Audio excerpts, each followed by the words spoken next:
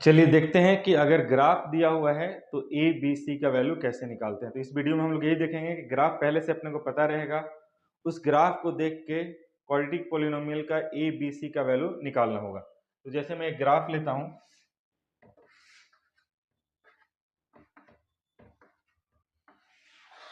इस तरह से एक ग्राफ ले लिया।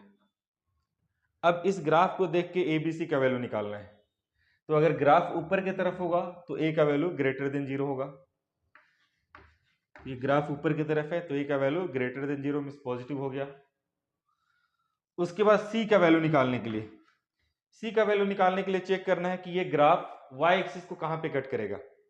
तो अगर मैं इसको आगे की तरफ एक्सटेंड करूं तो वाई एक्सिस को कहीं ना कहीं कट करेगा, इस पॉजिटिव पार्ट पे कट करेगा आगे एक्सटेंड करने के बाद। तो जब पॉजिटिव पार्ट पे कट करेगा तो सी का वैल्यू हो जाएगा ग्रेटर देन जीरो। अब बच्चा बी का वैल्यू कैसे निकालते हैं। बी का वैल्यू निकालने के लिए सम ऑफ रूट का कॉन्सेप्ट यूज करते हैं। यहां पे ये जो पैराबोला है एक्स एक्सिस को यहां पे कट कर रहा है और यहां पे कट कर रहा है, मींस एक रूट यहां पे है एक रूट यहां पे, मींस दोनों रूट पॉजिटिव है ना। एक्स एक्सिस के इस साइड कट कर रहा है, इसका मतलब दोनों रूट पॉजिटिव हो गया। अगर मैं दो पॉजिटिव को ऐड करूं तो आंसर पॉजिटिव आना चाहिए, और सम ऑफ रूट का फार्मूला होता है माइनस बी अपॉन ए। तो इसको पॉजिटिव बनाने के लिए बी का क्या साइन होगा। तो ए ऑलरेडी ग्रेटर देन जीरो है, मींस ए पॉजिटिव हो गया। बी अगर नेगेटिव होगा तो माइनस माइनस प्लस हो जाएगा। तो बी का वैल्यू अगर नेगेटिव हो जाएगा तो ये पूरे का वैल्यू पॉजिटिव आ जाएगा। हाँ, अब मैं इस ग्राफ में देखता हूं ए बी सी का वैल्यू क्या होगा। तो ये ग्राफ भी ऊपर की तरफ है तो a is greater than zero. Y axis को नेगेटिव पार्ट पे कट कर रहा है, c is less than zero.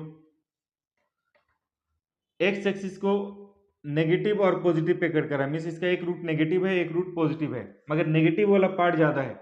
जब इन दोनों रूट को ऐड करेंगे तो आंसर नेगेटिव आएगा। तो b का वैल्यू इस तरह से सेट करना होगा कि b अपॉन टू ए का वैल्यू माइनस बी अपॉन ए का वैल्यू नेगेटिव हो जाना चाहिए। सम ऑफ रूट होता है माइनस बी अपॉन ए, तो माइनस बी अपॉन ए का वैल्यू नेगेटिव हो जाना चाहिए। तो इसको नेगेटिव होने के लिए, इसको लेस देन जीरो होने के लिए ए ऑलरेडी पॉजिटिव है, और b का वैल्यू भी अगर मैं पॉजिटिव पुट कर दूं तो positive divided by positive, positive answer आएगा, फिर नेगेटिव से मल्टीप्लाई करेंगे आंसर नेगेटिव हो जाएगा। तो b का वैल्यू हो जाना चाहिए ग्रेटर देन जीरो। नेक्स्ट है इसमें ए बी सी का वैल्यू। इसमें दिया हुआ कि ये पार्ट और ये पार्ट इक्वल है, ये दोनों कॉन्ग्रुएंट है, तो ए बी सी का वैल्यू क्या होगा। ग्राफ ऊपर की तरफ है, a is greater than zero. Y axis को नेगेटिव पार्ट पे कट कर रहा है, c is less than zero. अब ये वैल्यू और ये वैल्यू इक्वल है, मीन्स दोनों जो रूट होगा सिर्फ प्लस माइनस में डिफरेंस होगा। मीन्स मान लो ये प्लस फाइव होगा तो ये माइनस फाइव होगा, ये प्लस टेन होगा तो ये माइनस टेन होगा। तो दोनों को जब ऐड करेंगे तो आंसर जीरो आएगा, मीन्स माइनस बी अपॉन ए का वैल्यू जीरो होना चाहिए। इसको सॉल्व करेंगे तो बी का वैल्यू जीरो आएगा, तो इस केस में बी का वैल्यू हो जाएगा जीरो।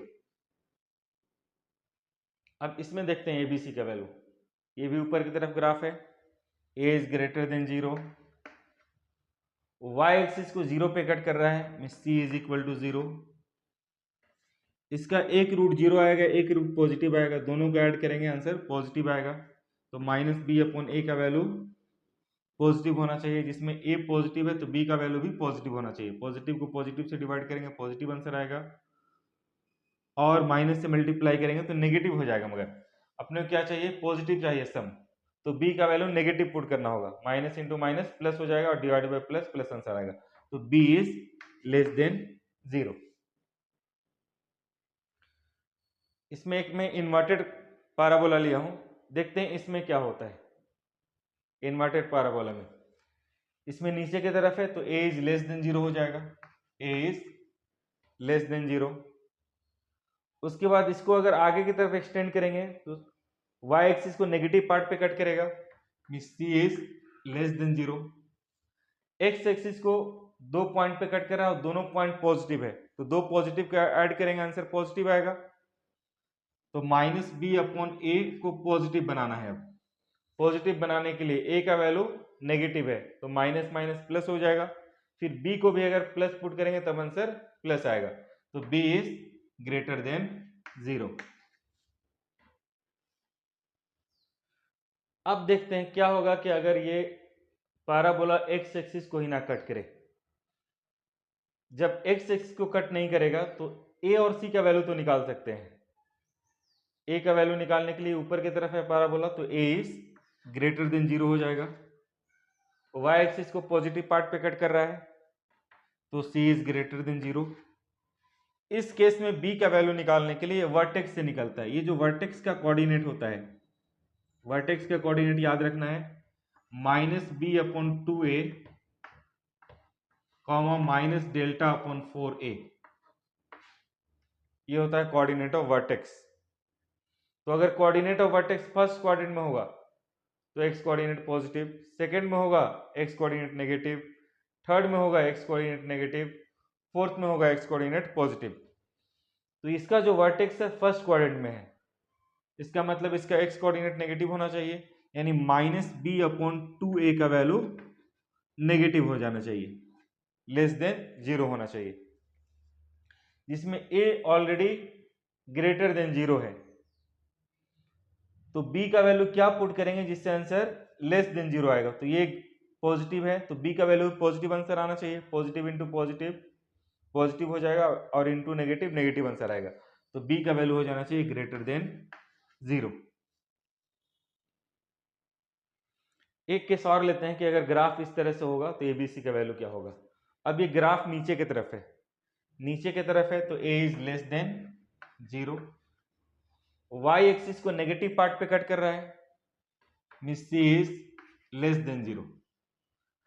अब इसका वर्टेक्स फोर्थ क्वाड्रेंट में है, तो फोर्थ क्वाड्रेंट में है तो x कोऑर्डिनेट पॉजिटिव होगा, मींस -b/2a का वैल्यू पॉजिटिव करना है, ग्रेटर देन 0 करना है।